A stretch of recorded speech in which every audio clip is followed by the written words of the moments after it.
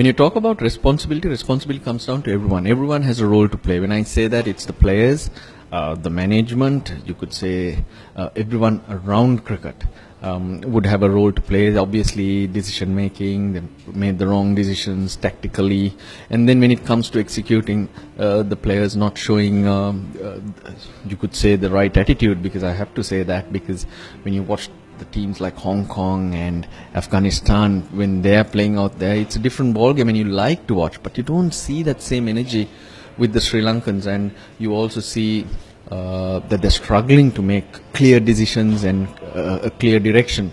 So I don't think it's right to blame just the one person. Yes, there could be decision makers or bigger players, but at the end of the day, let's say even a debutant, he walks in and puts in a special performance that turns things around for your whole team. So I'm not ready to blame one person or a couple of people. I think it's a collective responsibility.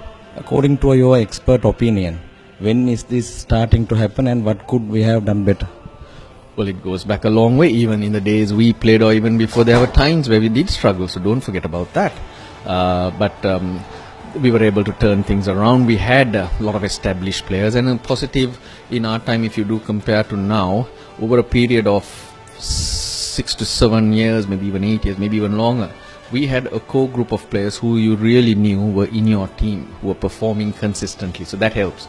So only finding players around it. But right now, we don't have any such thing. So we're always scratching, and our senior players, well, they got to take more of the blame, because if they can perform, then it's easier to find younger guys and come up with a team plan.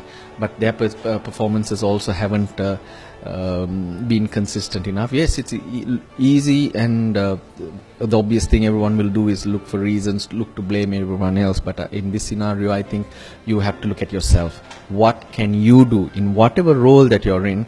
What can you do better to turn things around is the question. Finally, what do you think that Sri Lanka cricket needs to change now? I guess it's a simple thing. It's just this attitude. Everyone's got to be look inside and see what they could do. That's as simple as it. If a player goes out there, he scores an 80 or a 90 for himself. In turn, the team benefits. Sri Lanka struggling to put runs on the board. So one batsman scores 80 or 90. There's your 250. So that's an example that I can give. You can field a bit better. Look to create a run out. Look to take a half chance. It changes the game. So that's a starting point. Look inside. We can talk about lots of other things, try to make the team a well-oiled unit, a champion team. Is that Sri Lanka? Far from it. First you get little things right, win a couple of matches, have some direction, and then you can think about the bigger picture and who can play a part around the whole setup. Thanks a lot, Russell, for joining with UTV Tamil. Welcome.